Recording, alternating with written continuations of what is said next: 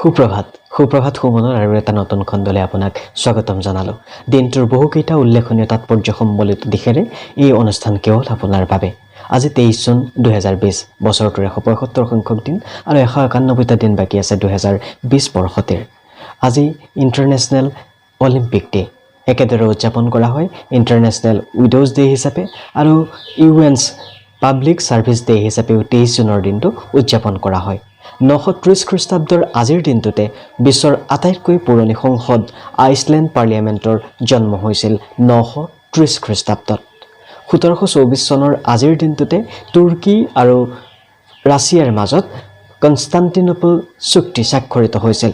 মধ্যপ্ৰাচ্যৰ এই চহৰখনে ইউৰোপ আৰু এছিয়া মহাদেশৰ বাণিজ্যিক সম্পৰ্ক স্থাপনৰ ক্ষেত্ৰত মধ্যযুগত আটাইতকৈ উল্লেখনীয় ভূমিকা পালন কৰি আহিছিল। 1757 চনৰ আজিৰ দিনটোতে ৰবাৰ্ট ক্লাইভে চিৰাজুদৌল্লা বাহিনীক পৰাভূত কৰি বংগৰ শাসনভাৰ নিজৰ হাতলৈ নিছিল, যিখনক বিখ্যাত পলাচী যুদ্ধ হিচাপে জনা যায়। 1819 চনৰ আজিৰ দিনটোতে ৰিপ ভেন উইংকলাৰ প্ৰথমটি খণ্ড প্ৰকাশ পাইছিল, যিখন গ্ৰন্থৰ লেখক আছিল ৱাশ্বিংটন ইৰভিং।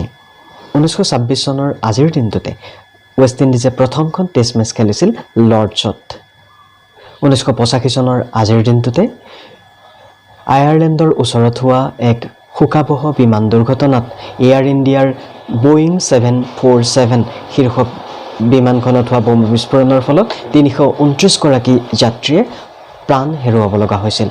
1996 চনৰ আজিৰ দিনটোতে শ্বেইখ হাছিনাই বাংলাদেশৰ প্ৰধানমন্ত্ৰী হিচাপে দায়িত্ব গ্ৰহণ কৰিছিল।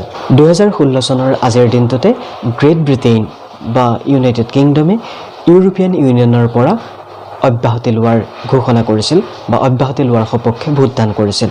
ইউৰোপীয়ান ইউনিয়নৰ পৰা ব্ৰিটেইনৰ নাম প্ৰত্যাহাৰৰ এই কাৰ্যই ইউৰোপৰ ৰাজনৈতিক, অৰ্থনৈতিক, সামাজিক ইতিহাসত এক গুৰুত্বপূৰ্ণ ভূমিকা পালন কৰিছে। আপোনাৰ আজিৰ দিনটো শুভ হওক, মংগলময় হওক, সেই শুভকামনাৰে সুপ্ৰভাত সুমন ইমানতে সামৰিলোঁ।